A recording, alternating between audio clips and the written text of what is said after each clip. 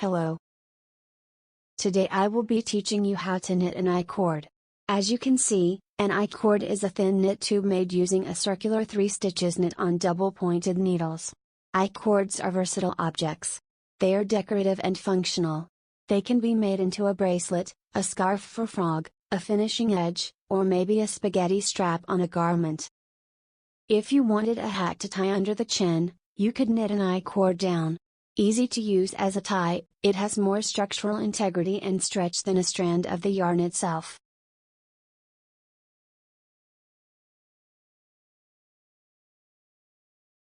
So to make an icord, you are only working 3 knit stitches at a time.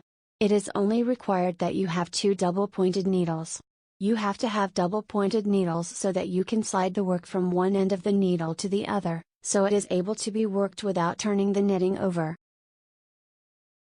What I will start off by doing is showing you how to cast on. I have my working yarn on one side and a short tail on the other side.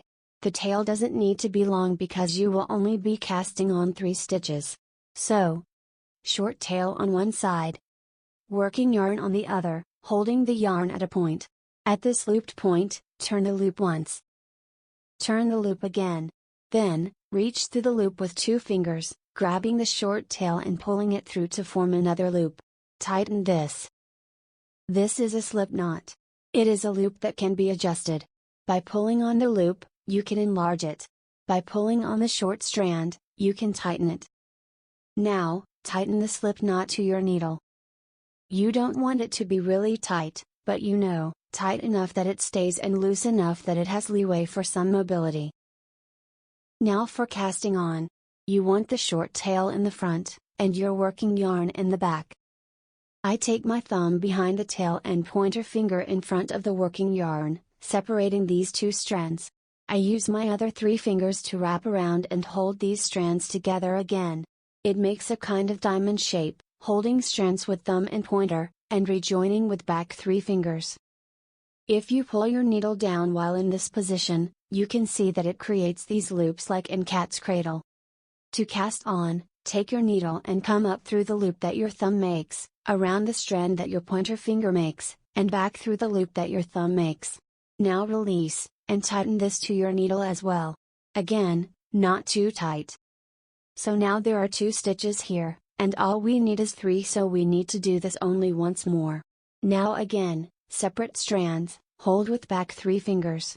Come down through this thumb loop, up around, pointer strand, and back through the thumb loop. And now tighten. Hooray, you are done with the cast on. The shorter strand is no longer needed. You will now be working with the longer strand, which is called your working yarn. Specifically for an icord, you always want your working yarn to be on the left side of the work, coming from this left side stitch. Now, to start knitting, slide the work to the right side of the needle, all 3 stitches. We will now learn the knit stitch. To aid in tension, I wrap my working yarn around my hand once, or around my left pointer finger a few times. It doesn't really matter how you hold it as long as there is some tension and a way to help control how the working yarn is being fed in. So, I have 3 stitches on my needle. To begin the knit stitch, insert the right needle into the front of the first stitch, towards the back, making an X with the needles. Again, into the front, making an X. Now, you will take your working yarn in your left hand and lay it in between the 2 needles, like so. Slowly, catch this lay in and pull it through the existing stitch on the needle. Once through, slip that old stitch off of your left needle, and what remains on your right needle is your new stitch. Again, into the front of the loop. Wrap the working yarn in between the 2 needles, catch and pull this loop through, and then slide that stitch off. Again, through the front of the stitch, wrap, pull through, slip the old stitch off. Periodically pulling on the short strand that you cast on with can help to realign the structure of the cord. I do this every few rows or so. Once finished knitting these 3 stitches, again, slide the stitches to the right side of the needle and knit the 3 stitches again. Continue making sure that when you are sliding the work over, your working yarn is still coming from the left side. So again, into the front of the loop. Wrap.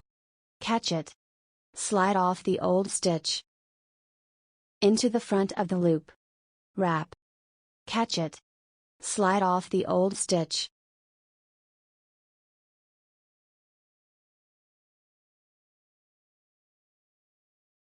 Lastly, when you have knit your I-cord to the desired length, it is time to bind off your work. Binding off is quite simple. To begin, slide your stitches to the right side of the needle like normal. Knit one stitch. Knit another stitch. After knitting these stitches, use your left needle to pick up the first stitch that you knit and pull it over the second stitch that you just knit, pulling the second stitch through. Only one stitch should remain on your right needle.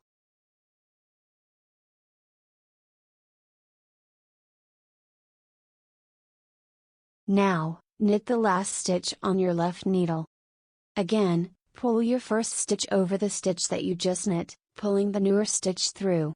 You should only have one stitch left on your needle. To finish your work, cut your working yarn with a long tail. Pull on loop to enlarge last remaining stitch.